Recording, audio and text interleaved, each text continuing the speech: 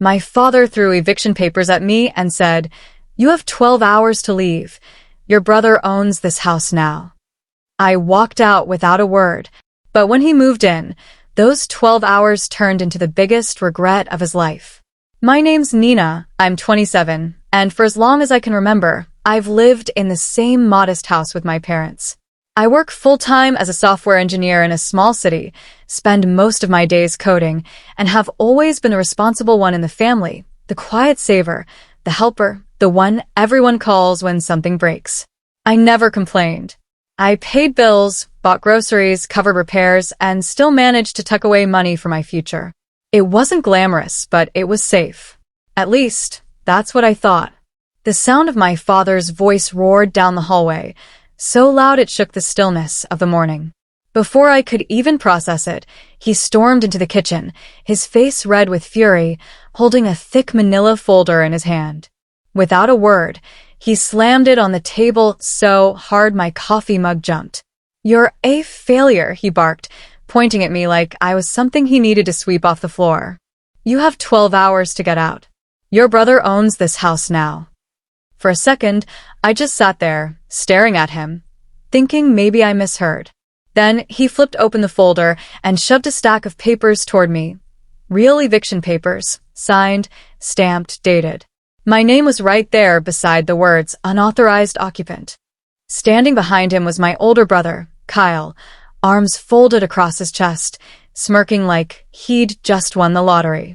It didn't make sense. I had paid over $1,200 a month for utilities and groceries. I'd fixed pipes, bought furniture, even covered Kyle's car insurance twice. Both cars he managed to wreck, of course. And now suddenly, he was the owner of the house I helped keep standing? I found out that morning that my father had quietly transferred the deed to Kyle 3 weeks ago, and he'd waited until that day to drop the news. Why? Because rent was due, and my brother wanted to rent out my room for extra cash. They expected me to cry. To plead. To beg. But I didn't. I looked straight at my father, at my brother, and simply said, "Okay." Calm, steady, cold. My dad scoffed, probably convinced he'd finally taught me a lesson. Kyle snorted, mumbled something like, "Good riddance." But what they didn't know was that I'd already signed a lease a week ago for my own apartment, a beautiful, fully furnished one across town. Rent paid 6 months ahead. And here's the best part. I co-owned the building thanks to a startup I joined early that recently got acquired. I'd kept all my successes quiet because in my family, every time I did well, it made them uncomfortable, especially Kyle. So I played small. I let them think I was struggling. But that morning, their cruelty gave me freedom. I went upstairs, packed my bags, took only what was mine, and walked out without shedding a single tear. As I stepped onto the porch, Kyle yelled behind me, "You'll regret this. No one's going to help you." I didn't even turn around. I just smiled and drove away. When I opened the door to my new apartment later that day, I was met with sunlight pouring through clean windows, the smell of fresh paint, and silence. No yelling, no passive-aggressive remark, no guilt trips. Just me, peace, and a box of takeout sushi. I dropped my bags, took off my shoes, and sat on the couch with a deep breath that felt like my first in years. But that peace didn't last long. By nightfall, my phone started buzzing. 1 missed call, then 5, then 37. All from my family. You see, while I was settling into freedom, Kyle was walking straight into the chaos I'd been quietly containing for years. Because that house, the one he thought he won, was held together by me. The bills, the repairs, the fixes, the payments. All me. The electric bill? Still in my name. I canceled autopay that morning. By evening, the whole house was dark. The Wi-Fi? Gone. I took the router. The plumbing? I had a repair scheduled for that week. I canceled it. The leaky fridge I'd been managing with absorbent pads? I took those too. The water heater that barely worked? I'd been saving to replace it, but now it was his problem. And the property tax bill they never paid? It was due in days. I'd been secretly covering it since 2021. Now, the city would be sending that notice straight to Kyle. And that glorious plan of renting out my old room? Yeah, he'd already listed it online. Someone came to see it that night, only to find flickering lights, mold smell, and no Wi-Fi. They left within minutes, leaving a review that read, "Sketchy house. Owner lied about plumbing. Do not stay here." I couldn't help but laugh. Then came the texts. "Kyle, you sabotaged everything. Nothing works. Mom, how dare you leave the house like this? Fix it. Dad, ungrateful girl. I'll reverse the transfer." But here's the thing. I didn't break anything. I just stopped fixing what they never valued. That night, I watched a movie, ate sushi, and fell asleep on fresh sheets I bought myself. Meanwhile, my family group chat was exploding, each message more desperate than the last.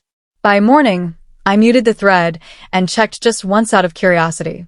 "Kyle, why is the water brown?" "Mom, she did this on purpose." "Dad, we should sue her for damages." "Kyle, the plumber wants $300 just to show up. Who's paying for this?" And then my favorite one. "Kyle, also, where's the lawnmower? The backyard looks like a jungle." That made me smile, because I'd sold the lawnmower 2 days before leaving, along with the hedge trimmer, the power washer, and the extension cords. All of them were mine, bought with my own money. They just never noticed. By noon, my cousin Mia called, laughing so hard she could barely speak. "Girl, you won't believe this," she said between giggles. "They called Uncle Ron for money." Apparently, Kyle had tried to borrow $5,000 to fix the house, claiming it was an emergency. Uncle Ron told him to get a job. Within 24 hours, Kyle had flooded the laundry room, tripped the breaker, burned popcorn in the microwave, set off the smoke alarm, and locked himself out of the house because he didn't know how to use the manual key override I installed. You'd think that would humble him, but no. By the next day, I received an all-caps email from familiamanagement2025@gmail. It claimed I was legally obligated to come back and fix the damages I caused. I almost spit out my coffee laughing. I replied, "Dear management, please forward this to an actual attorney. Attached are receipts for every utility, repair, and tax payment I've covered over the last 3 years. Also attached are cancellations for all accounts in my name. Have a lovely day. Nina." By evening, the family chat was silent. The storm had gone quiet. But I knew this was only the beginning. 3 days later, the final blow landed. A certified letter arrived at the house.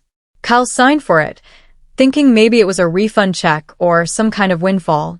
But instead, it was a notice from the city's code enforcement office.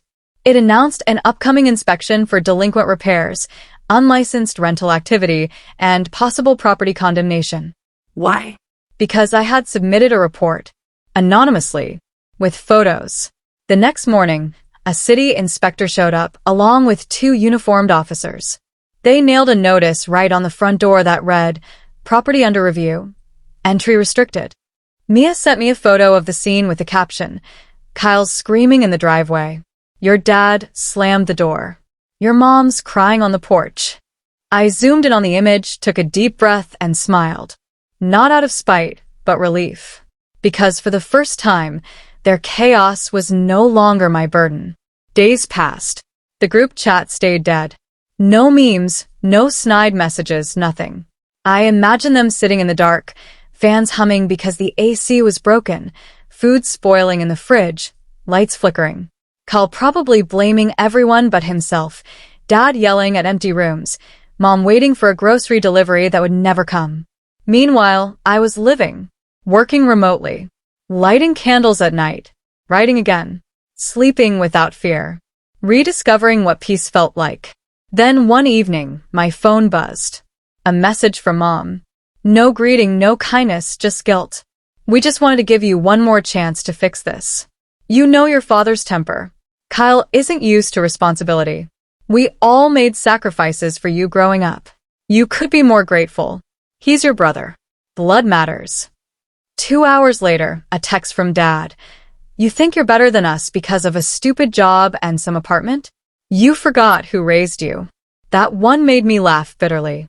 They were talking about a roof I'd been paying to keep from caving in for years. Then came the message that ended it all. Kyle, congrats, you win. The city's fining me $12,000. The basement's flooded. The toilet exploded. No one will rent. Dad's blaming me. Mom's crying. You happy now? Was I happy? Maybe not in the way he meant. I wasn't happy they were hurting. I was happy I was free. Because for the first time, I realized it was never my job to fix the mess they created. I'd been the invisible support beam holding up a crumbling house, and once I stepped away, the cracks finally showed. A week later, Mia called again. She told me my father had been quietly removed from the church board after neighbors reported noise, trash, and arguments. Kyle tried getting a job at the same grocery store he once mocked me for shopping at. Didn't get it. And my mother? She went crying to Aunt Renee, saying I abandoned them. Aunt Renee's response was perfect. She didn't abandon you. She outgrew you. That night, I found one of my old journals from when I was 19. Inside it, I'd written, "One day, I'll leave this house. And when I do, I won't look back. Not in anger, but in peace."